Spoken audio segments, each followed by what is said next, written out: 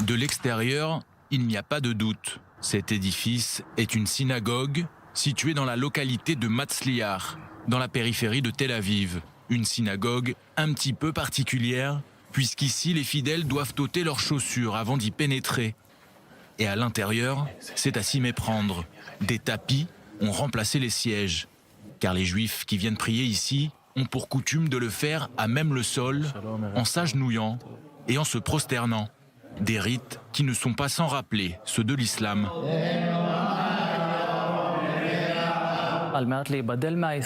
Aux alentours de 700 ans après Jésus-Christ, pour se différencier de l'islam, le judaïsme rabbinique a décidé de ne pas continuer à prier comme les musulmans et que la prière se ferait donc désormais de façon assise et plus en se prosternant.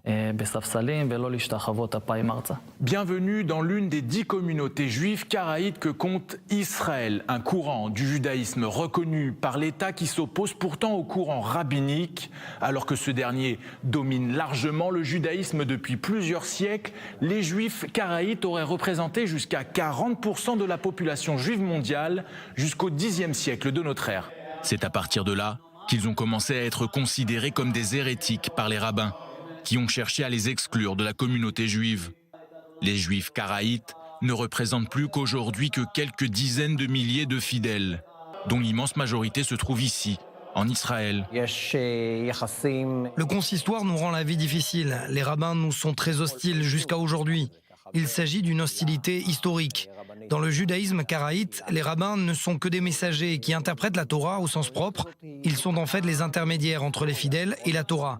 Alors que dans le judaïsme rabbinique, les rabbins ont autorité d'interpréter la Torah pour faire de nouvelles lois, ce qui ne correspond pas au dogme karaïte. Les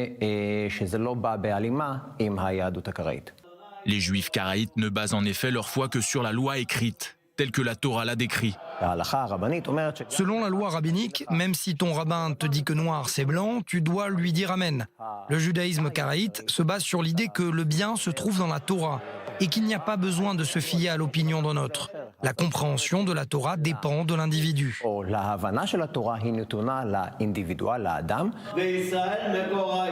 De son côté, le judaïsme rabbinique accorde davantage d'importance à la loi orale.